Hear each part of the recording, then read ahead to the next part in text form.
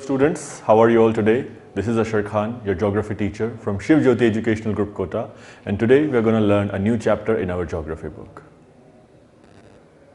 So students, the chapter that we are going to learn today is chapter number 6, soils. Okay, so open your India physical environment book. Okay, that is the second book of geography, and we are going to do chapter number 6, which is soils. Let us begin. Okay, so you all know what soil is, correct? Have you ever thought about the most important factor which supports trees, grasses, crops and numerous life forms over the earth's surface? You all know that all the plants that we grow on earth, they grow on the soil, correct? Can one grow even a blade of grass without soil? Can you imagine growing anything on our planet without soil? No, right? While some plants and organisms which are aquatic in nature can sustain in water, do they not derive nutrients from soil through water? You will realize that soil is the most important layer of the Earth's crust. You all know what crust is, like our planets, okay? This is our planet, and the topmost layer of that planet, of our Earth, is called the soil, okay? Now, it is a valuable resource. You all know that resource is something that we can use for our benefit, and so soil is also called a resource, okay? The bulk of our food and much of our clothing is derived from land-based crops that grow in the soil. Most of our food and the clothes that we wear, like cotton, jute and so on, they derive from soil, okay? They grow in soil. The soil on which we depend so much for our day-to-day needs has evolved over thousands of years. The various agents of weathering and gradations have acted upon the parent rock material to produce a thin layer of soil. So there are certain agents which work upon our soil, giving it the form that it is in today, that we are going to learn in this chapter. But first of all, underline the definition of soil, okay? On page number 68, mark. Soil is the mixture of rock debris and organic material which develop on the Earth's surface. It is a mixture of rock debris and organic material which develops on the surface of the earth. Okay, this is the definition of soil. Now let us see the factors which affect the soil. The major factors affecting the formation of soil are relief, parent material, climate, vegetation and other life forms in time. So there are certain factors which affect our soil. Let us see some images related to it. Okay, soil, which is a productive and renewable layer of the earth. Now, it is a naturally occurring, unconsolidated covering of broken rock particle. The soil that we see today is actually a covering of broken rock particle which covers our entire Earth's crust. Okay, soil is formed in millions of years. There are certain agents which work on the soil, such as air and water. We are going to learn about it in detail in our this chapter only. Now, most important thing about soil, that it supports plant growth and different types of living organisms. All the living organisms, all the living plants, they are sustained by soil, okay? So, soil is very important and integral in our life. Let us move on. Beside these, human activities, okay? Human activities also influence it to a large extent. Components of the soil are mineral particles, humus, water and air. The actual amount of each of these depend upon the type of the soil. Now there are certain types of soil as well, okay? We are going to learn about different types of soil in this chapter only. Some soil are deficient in one or more of these, while there are some others that have varied combination. So you see, soil have different combination of minerals which are found in them. That is why we get types of soil. Have you ever dug a pit in the field of your school to plant a tree while celebrating Van Mahotsav? Correct? When we celebrate Van Mahotsav, what we do, we plant saplings on the grounds. Was the pit of a uniform layer of soil, or did you notice different colors from the top or the bottom of the pit? So the one thing that you should notice is when you dig earth, when you dig soil, you will see that there are different layers which vary in color in our soil. If we dig a pit on the land and look at the soil, we find that it consists of 3 layers are called horizon. So if we dig the earth, we will realize that our soil is consisting of 3 layers which we call horizon. Underline this. Now let us see the horizons in a detailed manner. So here are the horizon of the soil. Let us see. Horizon A is the topmost zone where organic materials have got incorporated with the mineral water, nutrients and water, which are necessary for the growth of plants. So horizon A is the topmost soil where you will find organic layer. That means dead plants and animals will be found in this particular layer of soil. Okay. Then we have horizon B, which is a transition zone between horizon A and horizon C. So we have our second zone, which is also called subsoil, that is the B horizon, which acts as a transition layer between horizon A and horizon C. Horizon B contains matter derived from below as well as from above. It has some organic matter in it, although the mineral matter is noticeably weathered. Now horizon C is composed of the loose parent material. This layer is the first stage in the soil formation process and eventually form the above two layers. This arrangement of layers is known as the soil profile. And what do we call this particular arrangement of the soil? We call it soil profile. Because in this we can clearly see the different horizons which exist in our soil. We have horizon A, which consists of organic materials, and horizon C, which consists of weathered and composed rock, okay, and horizon B, which is consisting of both organic material as well as the minerals which are found in horizon C. All right. Now underneath these three horizons is a rock which is also known as the parent rock or the bedrock. Soil, which is a complex and varied entity, has always drawn the attention of the scientists. Now underneath all these horizons you will find a rocky crust, okay, a rocky layer, that is the solid rock. Now, in order to understand its importance, it is essential to attempt a scientific study of the soil. Classification of the soil is an effort to achieve this objective. Now let us see in what order do we classify our soil. So now our next topic is classification of soil. India has varied relief features, landform, climatic realms and vegetation type. Students, up until now we have learnt in geography that our country has different relief features, landforms, climate which are found in different parts of the country as well as vegetation types. Correct? These have contributed in the development of various types of soil in India.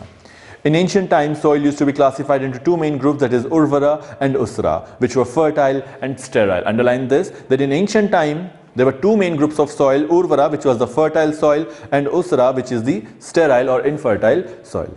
In the 16th century AD, soils were classified on the basis of their inherent characteristics and external features such as texture, color, slope of land and moisture content in the soil. Based on texture, main soils were identified as sandy, clayey, silty and loam. And on the basis of color, they were yellow, red and black. Underline these two lines. Now, since independence, scientific surveys of soil have been conducted by various agencies, that is Soil Survey of India established in 1956, made comprehensive study of soils in selected areas like in the Damodar Valley. Okay, the National Bureau of Soil Survey and the Land Use Planning and Institute under the control of the Indian Council of Agricultural Research, that is ICAR, did a lot of studies on Indian soil. So a lot of institutions have conducted a lot of studies on our soil to understand it better. In their effort to study soil and make it comparable at the international level, the ICAR has classified the Indian soil on the basis of their nature and characteristics as per the United States Department of Agriculture, that is USDA soil taxonomy. So there is a table given here on page number 69. Okay, it tells you the different types of soil and they tell you in how much area they are found over India as well as the percentage which is given there. All right. Now, on the basis of genesis, color, composition and location, the soils of India have been classified. Now we are going to learn about the different classification of the... Okay students, so our first soil that we are going to learn today is alluvial soil. Let us see. Alluvial soil are widespread in the northern plains and river valleys. These soils cover about 40% area of the total area of the country. They are depositional soil. Why they are called depositional? Because these soil particles come all the way from mountain through river valleys and settle on the plain. They are deposited on the plain and hence it is also called depositional soil.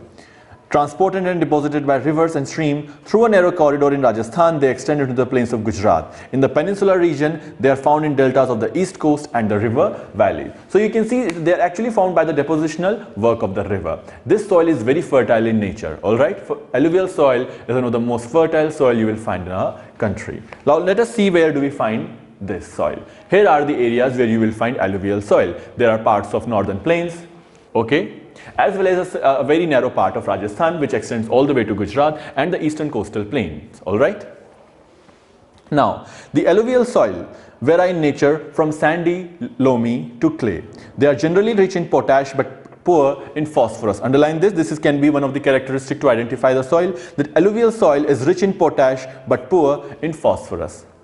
In the upper and middle Ganga plain, two different types of alluvial soils have developed that are called Khadar and Bhangar. Okay, so in the above Ganga plain, we have found two types of alluvial soil which we call Khadar and Bhangar.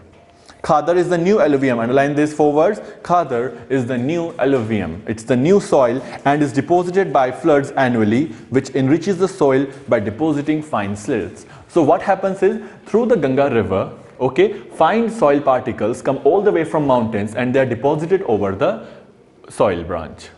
Okay, so this increases the fertility of the soil annually. Now, Bhangar represents a system of older alluvium. Underline this as well, that what is Bhangar? It is the old alluvium or old alluvial soil deposited away from the floodplains. Both the Khadar and Bhangar soil contain calcareous concretion, that is kankar. These soils are more loamy and clay in the lower and middle Ganga plain and the Brahmaputra valley. The sand content decreases from west to east. As you can see in the map as well, the soil content is decreasing as one moves from west towards east. You can see that in west it is quite broad, but as we move towards the east, it will narrow. Alright? Now, the color of the alluvial soil varies from light grey to ash grey. Its shades depend on the depth of the deposition, the texture of the material, and the time taken for attaining maturity. Alluvial soils are intensively cultivated. This particular part of India, which is highlighted in green, it is one of the most cultivated area of India, as well as the most highly populated area as well. Okay, you can see the reason. First, river valleys. Okay, major river systems flow through these particular parts, that is Indus, Ganga and Brahmaputra. Second, because of these rivers, the particular area is very rich in alluvial soil, which makes it a cultivable land. Okay, so most of the farmers, they are focused on these land. You will find states like Punjab, Haryana, Uttar Pradesh and Bihar over these areas, which are heavily populated. Now, let us move towards black soil. Now, our next soil is black soil. Underline this, that black soil covers most of the Deccan Plateau, which includes parts of Maharashtra, Madhya Pradesh, Gujarat, Andhra Pradesh and some parts of Tamil Nadu, as you can see here. Okay, these are the parts which are covered by black soil. In the upper reaches of the Godavari and the Krishna and the northwestern part of the Deccan Plateau, the black soil is very deep. These soils are also known as the Ragul soil or the black cotton soil. The black soils are generally clayey, deep and impermeable. That means it doesn't allow the passage of water through it.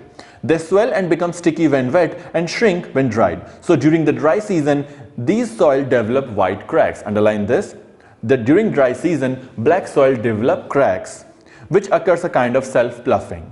Because of this character of slow absorption and loss of moisture, the black soil retains moisture for a very long time. As I told you that black soil is impermeable, that means it doesn't allow passage of water, it holds the water for a very long time. Underline this, okay? Because of this character of slow absorption and loss of moisture, the black soil retains the moisture for a very long time, which helps the crop, especially the rain-fed ones, to sustain even during the dry season. Which helps, obviously if the soil is holding moisture for a long time, it will help the crop even during dry season.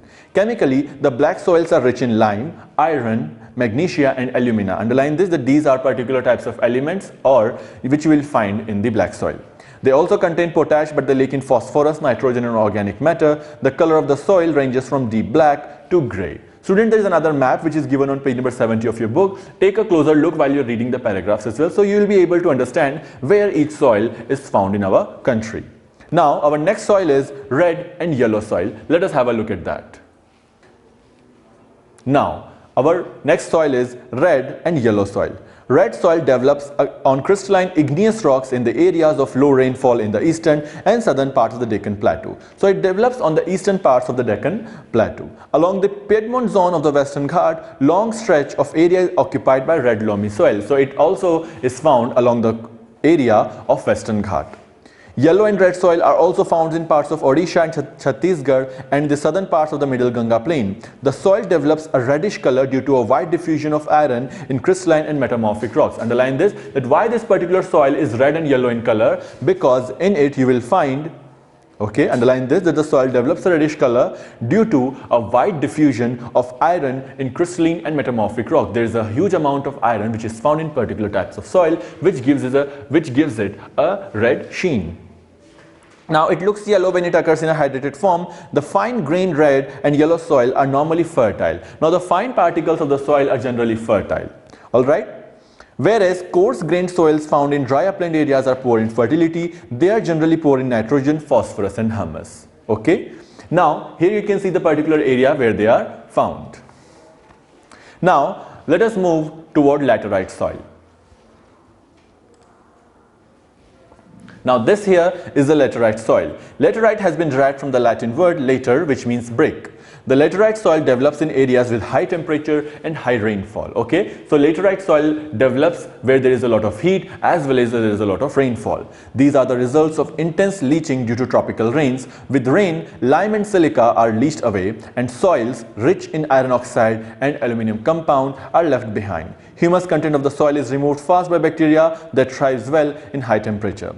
These soils are poor in organic matter, nitrogen, phosphate and calcium, while iron oxide and potash are in excess. As always, underline these lines that this soil, laterite soil, is poor in organic matter, nitrogen, phosphorus, okay, phosphate and calcium, while it is rich in iron oxide and potash.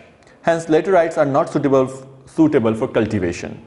However, application of manure and fertilizers are required for making the soil fertile for cultivation. Okay, so this soil is not generally fertile in nature, but with the help of manure and fertilizer, it can be turned fertile.